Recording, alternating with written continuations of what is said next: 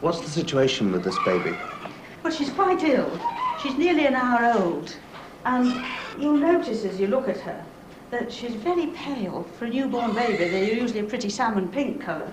Underneath her skin, as it were, there's already the faintest tinge of yellow. That's jaundice. That's the thing that will damage her brain if it gets worse.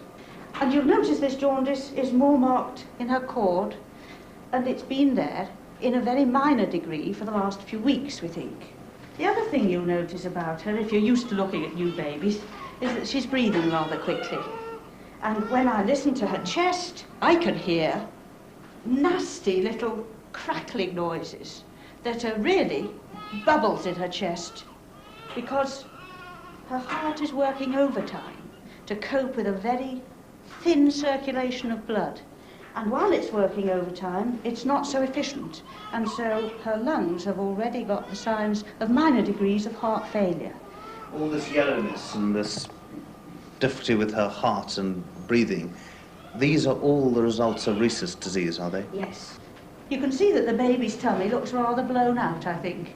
And it's blown out because the baby's liver is very big. If I put my hand there, I can feel the edge of the baby's liver. It should, in a normal, healthy baby, be where this finger is. And similarly, if I put my hand on this side, the baby's spleen comes to where that finger is. Normally, I should barely be able to touch it at all.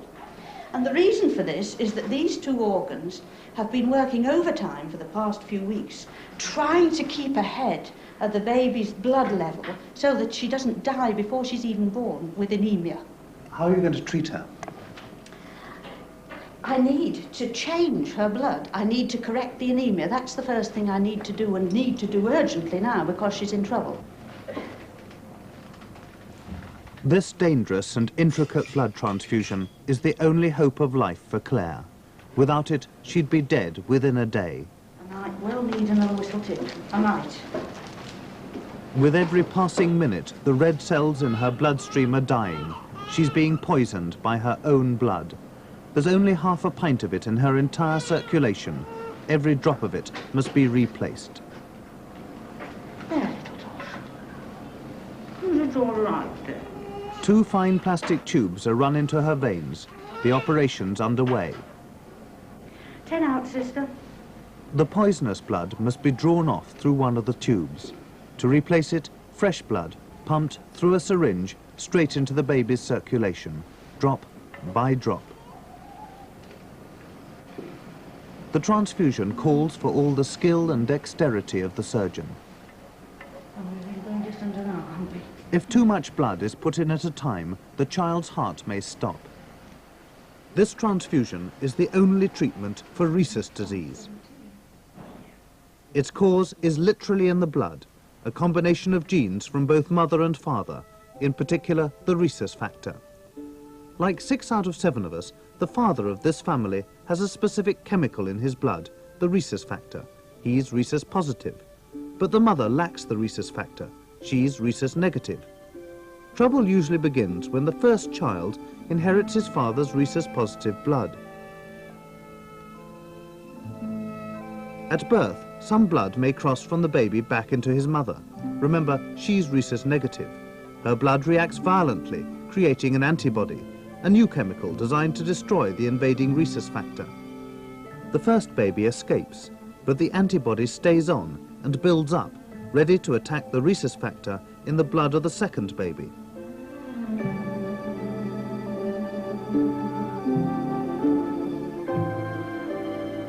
That's why this little girl was born with Rhesus disease, and why she had to undergo the same drastic blood transfusion as Claire. Any further Rhesus-positive children in this family will also be in danger. Prevention is better than a cure. Although transfusions like this have saved thousands of lives, the aim of doctors has always been to prevent the disease developing. You're right there, little Tosh, are you? The story of how this came about is one of the strangest in the history of medicine and spans 30 years. It has only just come to an end. Very good. The mother's antibodies provided the first clue. Usually, they were identical in every mother, but very rarely they were of a different type. So the rhesus factor which caused them was not as simple as had first been thought. Instead of being a single gene, it was a combination of genes which could split up and realign. This was known as a supergene. This first clue was almost unnoticed at the time. And the second clue came not in a hospital laboratory, but at the bottom of a Cheshire garden.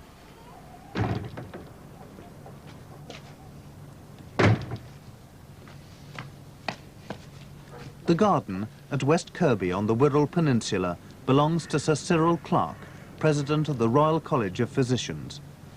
Every weekend, when his busy life allows, he retreats to the peace and quiet of his greenhouse. Only its strange painted windows give a hint of the secret that draws Clarke to it. Hundreds of exotic butterflies.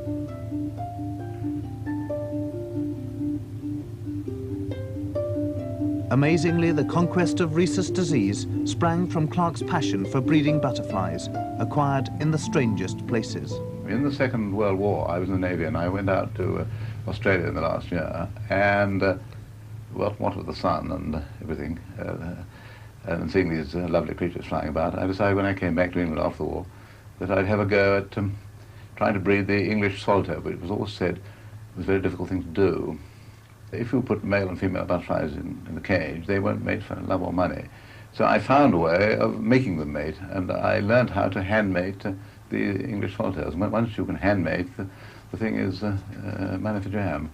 Well, what do you do to hand-mate swallowtails? Oh, well, it's quite simple, really. All you do is, at least I won't swear that nothing is certain in this life, but this is a swallowtail called Dardanus. Its Latin name is Dardanus. It comes from Ethiopia, and this is a female, and this is a male. The female's got a sort of rounded end to her abdomen, and the male's got claspers, and then it's got a sort of male organ in the middle, and you introduce mum to dad, as it were, and that's it. It's as simple as that. It had been done before. The breeders, I think, had kept it rather sort of secret among themselves. Once I learned how to hand mate, I saw that obviously there is an opening for learning about genetics. Because if you can do this, you can mate a male with several different sorts of female.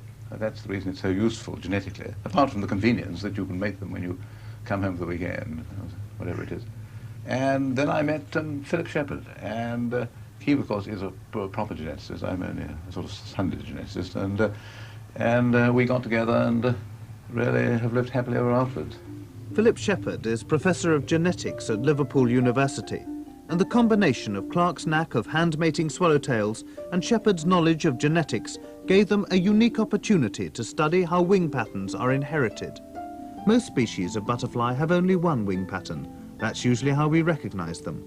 But the Ethiopian swallowtail has the unexplained ability to mimic the wing patterns of other species to avoid being eaten by birds. All the butterflies in the bottom row are Ethiopian swallowtails. Above them, the butterflies they mimic.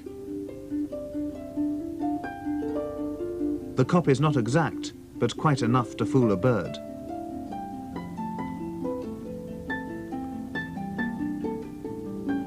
Over many years, Clarke and Shepherd bred countless generations of swallowtails, hoping to discover how they pass down their wing patterns from generation to generation.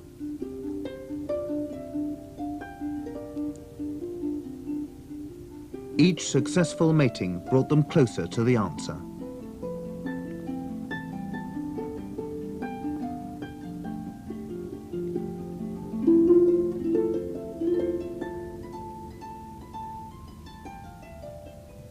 The results at first seemed obvious. Here are two of the 13 types of Ethiopian swallowtail, and from their early breeding experiments, Clarke and Shepherd observed that the different types passed on their wing patterns intact to their offspring.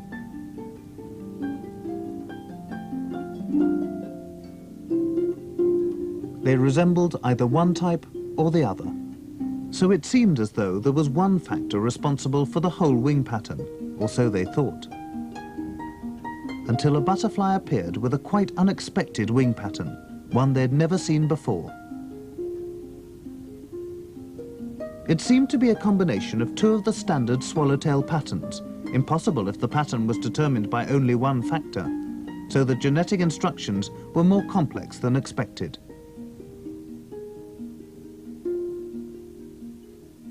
Further experiments showed that 3 parts of the wing were inherited on separate instructions. Normally they stayed together in a fixed pattern, but very rarely they split up and realigned. Clark and Shepherd recognized this package of instructions as a supergene, just like the Rhesus factor that caused Rhesus disease. But what perfected the mimicry? This is the Ethiopian swallowtail.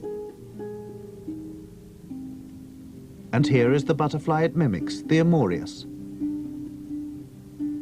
The problem was that the primitive swallowtail was much less like the Amorius than the final mimic.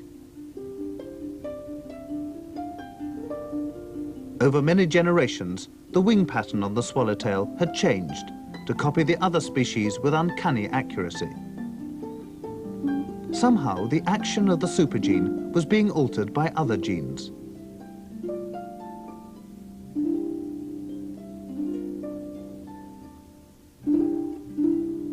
But what was the mechanism of this alteration? Clark and Shepherd were stuck. The only thing one could do is simply look for an analogy. I mean, in science, if you get stuck, then you usually look for something that is the same sort of situation where it's simpler. And what we did, we went and looked in the relationship between some blood groups and disease, because Cyril Clark and I had been doing this for some time. And in the literature, there was well known a relationship between the Rhesus blood groups, which cause hemolytic disease of the newborn, and the ABO blood groups. Other researchers had suggested the chances of a baby like Claire developing Rhesus disease depended on more than the Rhesus factor, on the other main blood groups which must be matched for a normal transfusion, known as the ABO system. Sometimes the mother's ABO group is the same as the baby's, sometimes it differs. This might explain why only 1 in 200 of all expected Rhesus babies develop the disease. Clark and Shepherd asked Dr. Ronnie Finn, a Liverpool researcher, to investigate.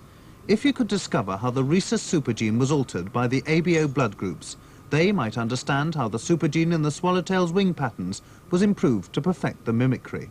Our problem was to study this interaction between the two blood group systems.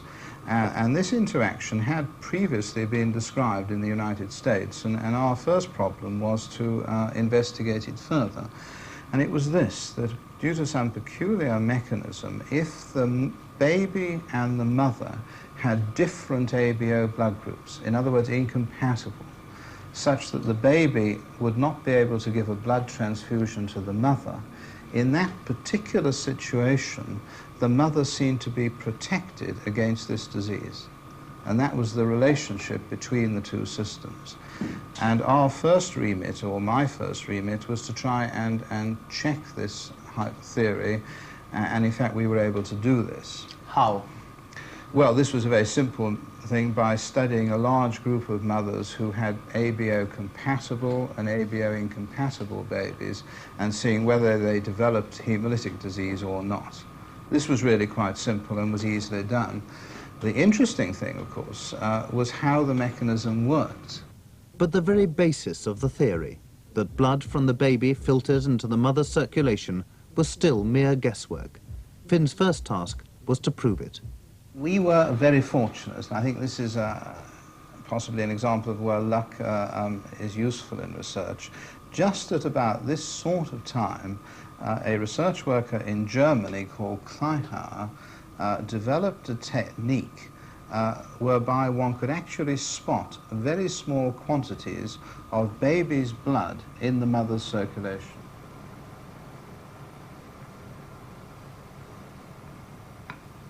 Using blood smears from women who just had their first baby, Finn's lab technician began an exhaustive program of tests. The object was to see if any of the baby's blood cells had passed into the mother's circulation at birth.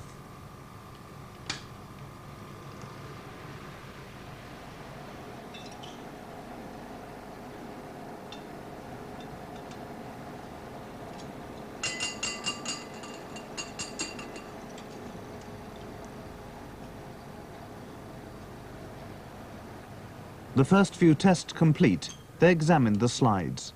At once they found what they'd been searching for: tiny red specks, drops of baby's blood. On others, there was nothing but the empty ghost-like cells of the mother's blood. The theory was fact. Blood from the baby did cross into the mother. But under what circumstances? They found the specks of blood appeared every time both mother and child had the same ABO blood group, and it was only when blood appeared in the slide that the next baby was at risk. There were no exceptions. Whenever the cells were blank, mother and child had a different blood group. The next baby would be healthy. Somehow the cells of a baby with a different blood group from its mother were being destroyed. It was the final clue. Up until now, this had been purely a basic biological research project linked with the butterflies and genetics. And then it slowly dawned on us that what we were seeing here was a natural protection against the disease. In other words, if the baby's blood gets across into the mother and it's destroyed, everything is all right. And it slowly dawned on us that maybe we could copy this protection. And if we could devise some method of destroying any baby's blood that gets across into the mother, then we would stop her developing the antibodies and the disease occurring. The conquest of Rhesus disease was in sight. The Liverpool team had found that when the mother and baby have a different blood group, the baby's blood is destroyed as it crosses the placenta to the mother. There's no time to trigger off the chemical reaction which produces antibodies to harm the next baby. But how could this knowledge be used to protect mothers at risk? Once we'd got the idea that the disease could be prevented, and once we'd got the idea it would be done by destroying cells, after that, of course, it was relatively easy. It was downhill, really, from then onwards, because we wanted something that would destroy cells. Well, we already knew that. The things that destroy red cells are antibodies, so that was easy. And we knew that the cells that we wanted to destroy were Rhesus-positive cells, so we wanted to give a Rhesus antibody. Would it work? Well, if you want to know the answer, ask a policeman.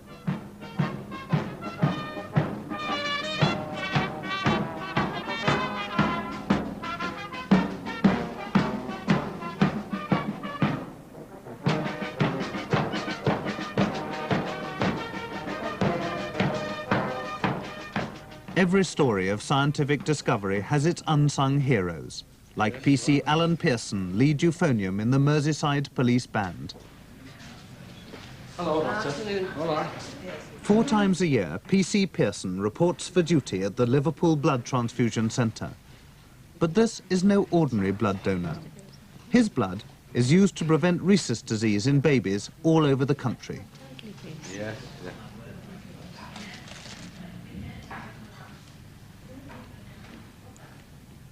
PC Pearson has Rhesus-negative blood. He's like the mother in our Rhesus family. An injection of Rhesus-positive blood into his circulation causes the reaction which produces antibodies. Again, just like the Rhesus mother, only this time there's no baby to harm. And it's PC Pearson's antibodies that hold the key to the prevention of Rhesus disease.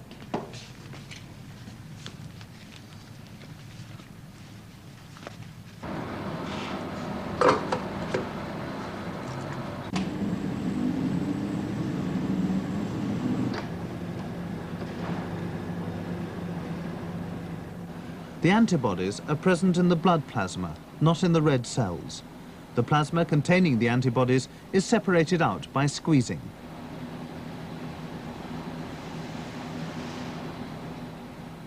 Then it's put into a cold store before further purification. Can you pop over on your tummy, do you think, so we can give you this injection?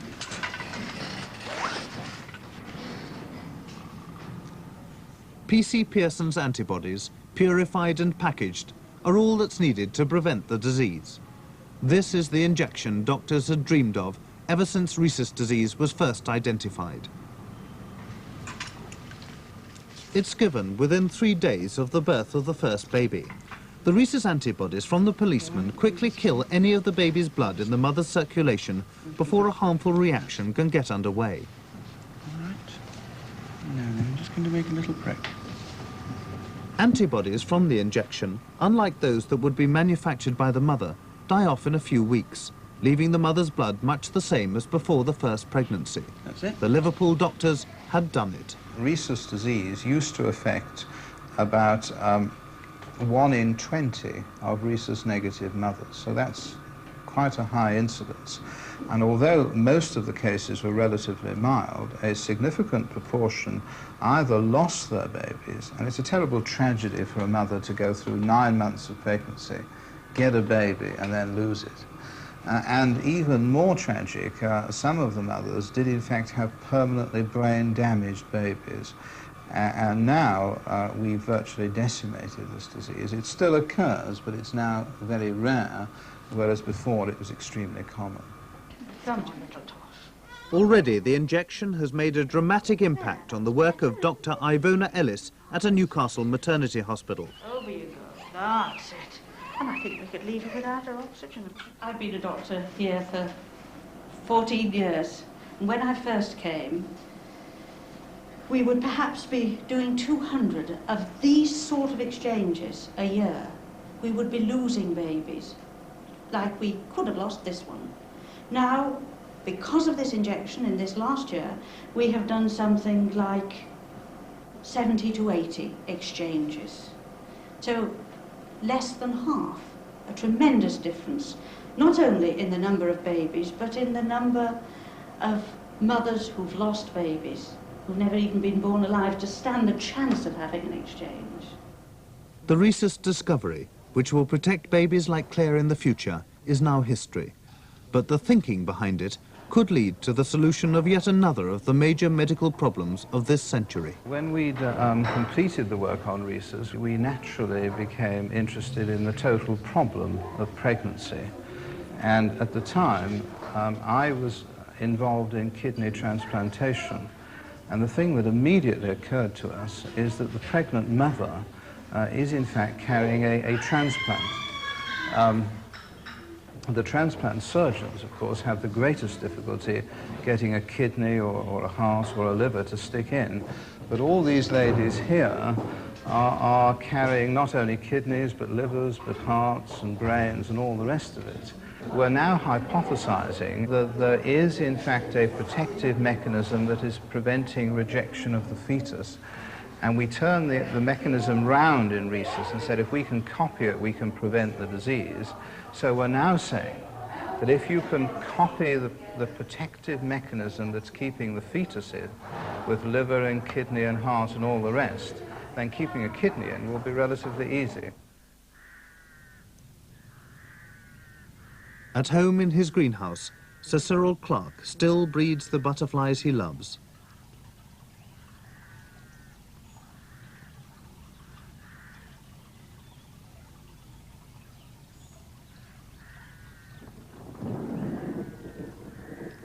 And every weekend he's joined, as of old, by his friend and collaborator, Philip Shepherd. The Rhesus work has brought them international eminence, but paradoxically the solution to the Rhesus problem did not provide the answer to the mimicry of the Ethiopian swallowtail. For the moment, the butterfly keeps its secret. Even so, they're proud of the fact that their great discovery depended on their willingness to tackle projects which at first were outside their professional experience. This is a great advantage, I think. After all, Darwin had such a poor biological upbringing that he was able to think of natural selection as the result of evolution. Any trained biologist at that time would have been so indoctrinated with the idea that species never change that they couldn't have produced the theory. It had to be somebody who wasn't a specialist. Something fortuitous is always happening, and if you're prepared to start looking around, then you may make a discovery, I think, don't you? Exactly. We're anti-planners. We're wearing one hat, anyhow. Yes. You see, nobody would have conceived of butterflies, and we wouldn't either could have led to something like this. But I don't think you can ever tell where things are going to lead. It depends what turns up and how you look at the problem.